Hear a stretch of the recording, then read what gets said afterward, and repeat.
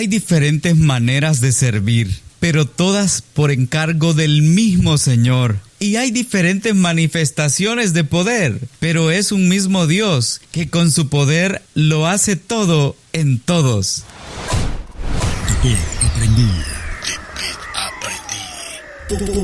Podcast. La nueva radio. Yo había tenido un par de sueños que relacionado con eso, pues yo me había soñado predicando y con mi corbata ahí puesta, pues, y yo veía a aquella gente y predicaba y les hacía el llamado, y yo veía que la gente pasaba a aceptar. Lo mejor está por escuchar. ¿Te has preguntado alguna vez cómo crecer ministerialmente? ¿Cómo convertir una crisis en una oportunidad? ¿Cómo ser exitoso, pero feliz? Conversaciones que inspiran. Tu tiempo se merece un buen tema. Teped Aprendí, la nueva radio.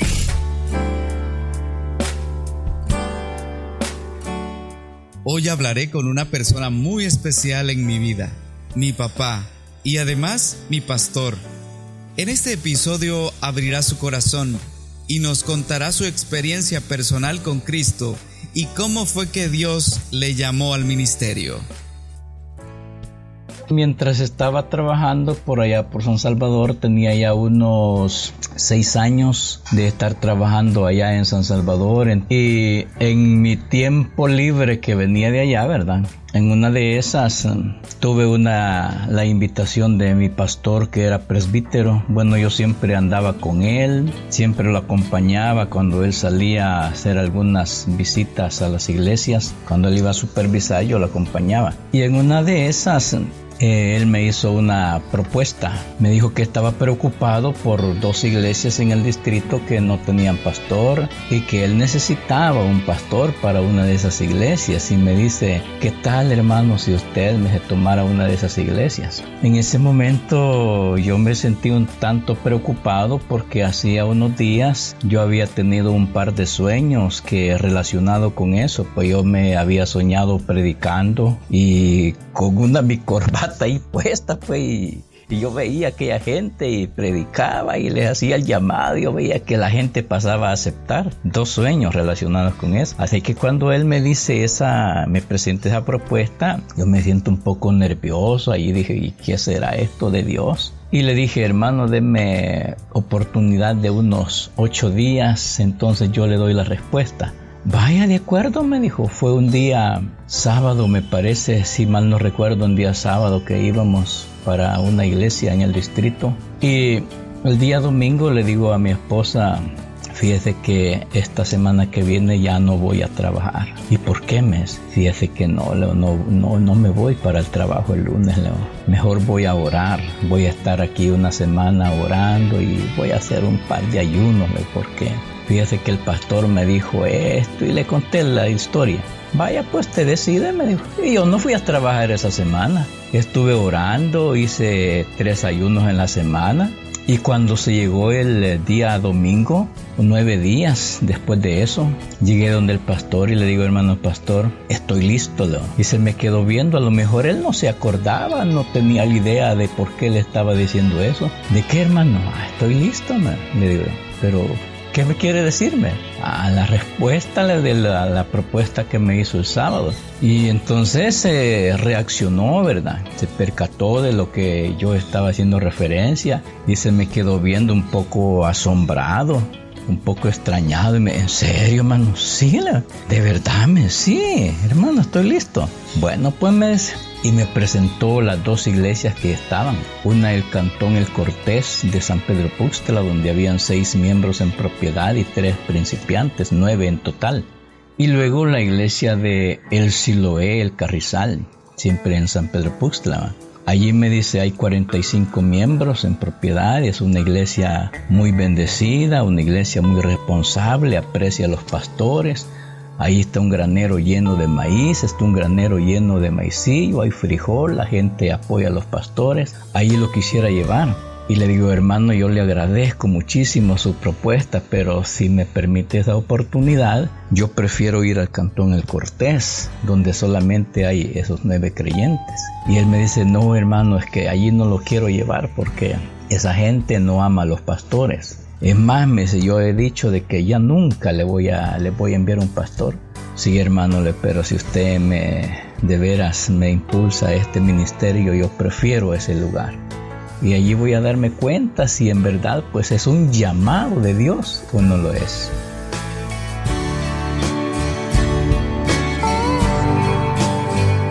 Resulta curioso que cada vez que iniciamos un ministerio, en la mayoría de veces no estamos preparados o no tenemos las herramientas, o si las tenemos no las podemos usar adecuadamente y cometemos muchos errores. Pero a medida que pasa el tiempo, son superados. Ay, Dios mío. Esto sí que está algo terrible, ¿verdad? Solo me recuerdo de el versículo de la parábola de las 10 vírgenes. Y que dice ahí, y se cerró la puerta. Yo leí esa porción bíblica y enfoqué mi pensamiento. Yo no conocía de hermenéutica. Yo no sabía nada de homilética, aunque había leído unas pequeñas fracciones de libros de homilética, pero yo no sabía, pues no estaba bien seguro de lo que significa esa cuestión, pues. Así que yo leí la porción bíblica y me centré en esa parte que está en el versículo 10 del capítulo 25 de San Mateo. Y se cerró la puerta. Bueno, la verdad que cuando la palabra viene de Dios, Dios lo usa uno, pues. Y comencé a hacer referencia acerca de la puerta del arca de Noé, que Dios le dijo a Noé que entrara y que al fin de todo, pues Dios cerró la puerta y ya no hubo oportunidad para que aquellos que estaban allá en angustia queriendo salvación, ya no se podía porque la puerta estaba cerrada y la había cerrado el dedo de Dios. Y allí me fui, pues Dios me fue usando hasta que llegué al final de que habrá un día en que la puerta de la salvación pues también se va a cerrar y quiérase o no, el mundo va a estar lamentando, buscando maneras de entrar al arca de la salvación que es el evangelio y ya no habrá oportunidad. Así que ese mensaje lo recuerdo. Si tuve homilética y usé hermenéutica no recuerdo, pero la verdad que yo prediqué.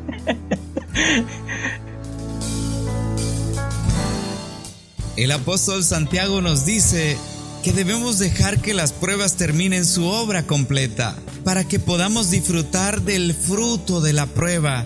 Mientras la prueba sigue su curso, Jesús no nos va a abandonar en medio de ella. Él está vigilando lo que acontece a nuestro alrededor y Él tiene el control. La crisis económica, tal vez sea esa la primera, ¿verdad? No, tal vez la más fuerte, pero la primera. Cuando inicié el ministerio yo iba un poco confiado, un poco tranquilo porque yo llevaba provisiones. Como había trabajado mucho en la agricultura también, yo trabajaba en San Salvador allá mis 2 semanas seguidas y el día viernes, sábado, domingo, a los 15 días yo estaba ahí trabajando en mi milpa. Y si no, pues yo dejaba a alguien que me asistiera a mis trabajos y así iba, así que yo cosechaba. Cuando salí al ministerio tenía de reserva por ahí, tenía mis 5 sacos de maíz, tenía 2 sacos de maicillo, tenía un quintal de arroz, yo tenía frijol, así que lo básico. Y cuando hubieron pasado unos 7 meses, yo no tenía nada ya, no teníamos nada. Andábamos 4 de familia y yo no tenía ya ninguna provisión y ni la esperanza de recibir un sueldo pues a los 15 días. Cada 15 días algunas veces recibía 5 colones. 5 colones que digamos son unos 60 centavos de dólar, más o menos, ¿verdad? Entonces, cada 15 días esos 5 colones. Empezamos a ver esa crisis tan terrible, no teníamos alimentos. Y no podíamos andar pidiendo porque nunca he usado eso de andar llorando diciendo yo no tengo comida, a mí me hace falta esto, no, nada. Mi esposa me recuerdo que en más de una oportunidad el almuerzo lo hizo con mangos tiernos. Y si había alguna tortilla, solo le echaba unas gotas de limón, un poquito de sal y así almorzábamos algunas veces. Esa fue una de las pruebas un poco más duras, pero luego el enfrentamiento espiritual con fuerzas malignas, lo que dice Efesios capítulo 6, que no tenemos lucha contra sangre y carne, sino contra potestades. Todo eso que se menciona ahí en el capítulo 6 del versículo 10 en adelante de Efesios. Una lucha bien fuerte. Tuve que enfrentarme con un brujo. Lo vi en una forma de tacuacín. Luché con él, intenté matarlo porque yo le tiré a pegarle de veras. Porque como claro, yo pensé que era un tacuacín normal, pero luego inmediatamente sentí que eso no era normal. Pero dije yo, en el nombre del Señor, yo le voy a dar duro a este brujo. Pero no lo logré, ¿verdad? No lo logré. Después de que terminamos, estábamos cenando, terminando de cenar estábamos. Fuimos para encerrarnos en una casita que estaba aparte, ¿verdad?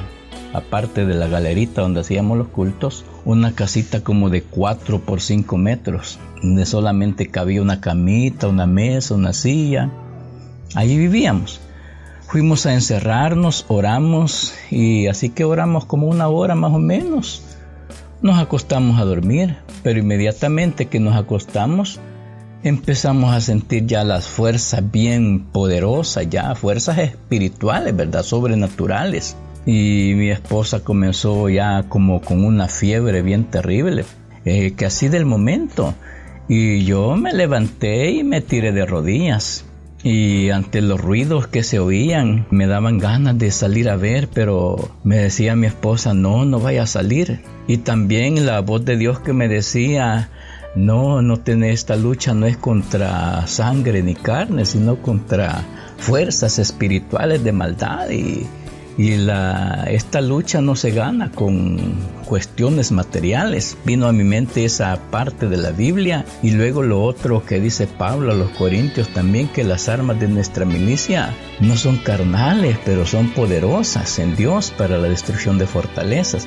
Así es que dije yo, pase lo que pase, oiga lo que oiga, yo no me levanto, no puedo dejar a esta mujer ahí tirada en la cama con fiebre. Yo aquí voy a estar. Ahí estuve arrodillado desde las 9 de la noche hasta como a las 2:30 de la madrugada. Yo no me levantaba de orar ahí arrodillado, luchando contra aquella fuerza tan terrible. No veía nada, pero sí oía los ruidos bien terribles. Y a esa hora de las 2:30 de la madrugada, entró una brisita bien suave a la habitación. No habían maneras por donde entrara una brisa así sobrenatural, ¿verdad? Pero entendí que era la presencia del Espíritu Santo. En ese momento también bien lo recuerdo, que mi esposa fue tomada con el bautismo del Espíritu Santo. Y ella allí se revistió, pues comenzó a hablar en lenguas. Y me dijo, ayúdeme, me voy a levantar y me voy a arrodillar. No, le digo yo, ahí estése. No, me dice, le voy a dar gracias a Dios porque ya vencimos, estos demonios ya se van. Y le ayudé, se levantó, se postró de rodillas. Cuando ella se arrodilló, oímos que aquel supuesto animal que andaba sobre el techo de la casa, que parecía como el pesor de un cabro, como el pesor de un animal ya bastante pesado. No era un gato, no era un perro, sino un animal bastante pesado. Oímos cuando se tiró de arriba del techo, cayó al suelo afuera de la casa y pegó la carrera. Al momento los perros se pusieron a aullar, iba de aullar por todo el cantón, a cada rato los perros aullando. En ese momento sentimos la liberación, pues nos quedamos en paz, pude descansar un rato, y cuando amaneció yo tuve que encaminarme para una de las sesiones de los pastores en el distrito. Tocar fondo es lo peor que te puede pasar. Si llegas al fondo es porque ya no puedes caer más, lo cual te abre 2 posibles vías. Puedes quedarte ahí, hundirte en tu propio dolor, eso es lo peor que te puede pasar, O puedes usar ese fondo para coger impulso y volver a ascender, salir a flote y ser testimonio para muchos. Sí, claro que sí. Que repito, como humanos, pues claro, se dan esos bajones, ¿verdad? Esos bajones, esos desánimos. Todos los grandes siervos del Señor nos damos cuenta por la Biblia que han tenido esos desánimos. Yo también los he tenido y creo que todos los pastores hemos pasado por eso. Si hay un pastor que tenga 50 o más años de ministerio y diga que no ha tenido un tiempo así, no podría yo creerle, no podía creerle, porque llega el desánimo a todos. He estado, incluso pasé en el año 97, pasé un tiempo ahí que no pude, no pastoreé, pues no quise pastorear un tiempo, pero solamente fueron unos 3 meses. Yo decidí de que durante ese año yo no iba a pastorear. Entregué la iglesia que pastoreaba, la entregué en el mes de marzo y dije yo voy a descansar todo este año. Ya en noviembre yo voy a reingresar al ministerio. Cuando ya mis hijos hayan salido del estudio, yo voy a ingresar nuevamente. Pero no fue así. Un mes yo pasé bien tranquilo, pasé bien feliz. Económicamente pues yo tenía manera, porque un día después de que yo dejé la iglesia yo tenía trabajo, yo estaba trabajando y tenía fuente de ingresos. Pero comencé a sentir una desesperación terrible por predicar, esta desesperación, y comencé a lamentarme más cuando yo iba a algunas actividades distritales o campañas evangelísticas que las iglesias celebraban y decían: damos la bienvenida al pastor fulano de tal, y bienvenido el pastor fulano de tal, y bienvenido el pastor, y entonces ya entraba aquella sensación en mí, pues aquel sentimiento, Dios mío, mencionando los pastores, y yo, ¿qué estoy haciendo? 2 meses y medio quizás fueron los que aguanté y no pude más. Entonces fue de que reingresé nuevamente y hasta aquí pues Dios nos ha ayudado.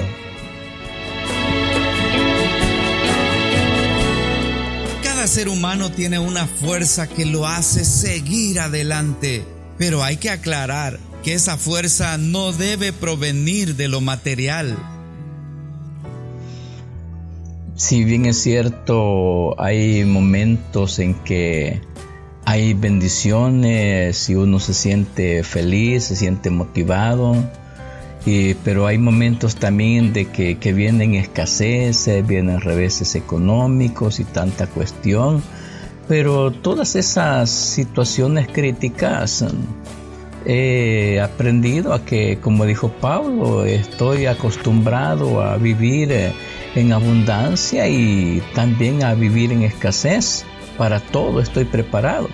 Y es más, dijo él, todo lo puedo en Cristo que me fortalece. Así de que no es el amor a ciertas cosas materiales, sino a hacer la obra de Dios.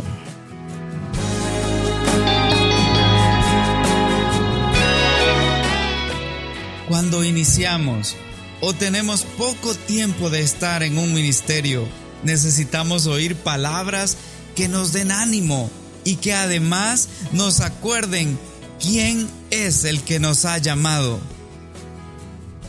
Se necesita realmente de que nos sintamos completamente seguros de que si hemos sido llamados por Dios, Él va a ayudarnos, porque Dios al que llama al ministerio, previamente Él comienza a prepararlo. Sin darnos cuenta, tenemos que pasar por una escuela de preparación ministerial que no se llama instituto bíblico, porque algunos creen que el instituto bíblico es el que fabrica pastores. Eso no es así. Yo pastoreé, gracias a Dios, pastoreé 4 años sin haber estudiado en el Instituto Bíblico. Sobre 5 años de pastorear, yo fui a sacar mi primer año en el Instituto Bíblico. Así es de que tienen que sentir una seguridad completa de que Dios los ha llamado. Y recalco, el que Dios llama, primeramente lo prepara. Y cuando ya está preparado, Dios lo envía. Cuando Dios lo envía es porque Dios ya conoce la capacidad de aquel hombre, de aquella familia. Así que deben de tener la seguridad de que Dios los ha llevado allí donde están, sea donde estén, allí está Dios con ellos, y tengan la certeza de que en ningún momento Dios los va a desamparar.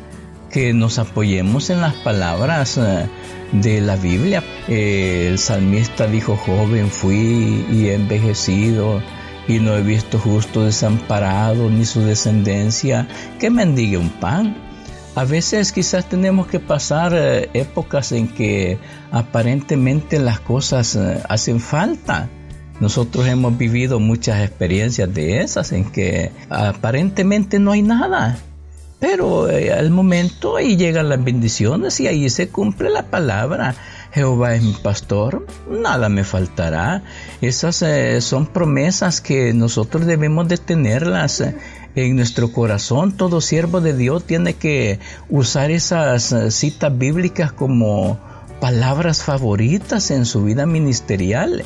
Mi Dios pues suplirá todo lo que os falta conforme a sus riquezas en gloria en Cristo Jesús. Él es poderoso, Él es fiel para sostenerlo, para protegerlo, para ayudarle y para proveerle de todas las cosas que necesita en su vida.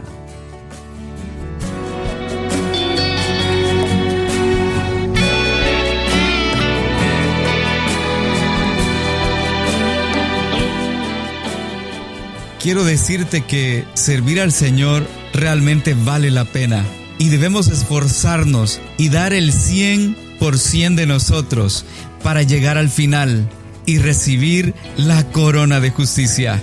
Yo deseo que Dios te bendiga.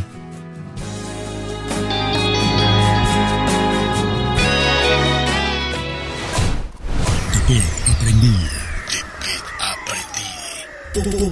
Podcast. La nueva radio.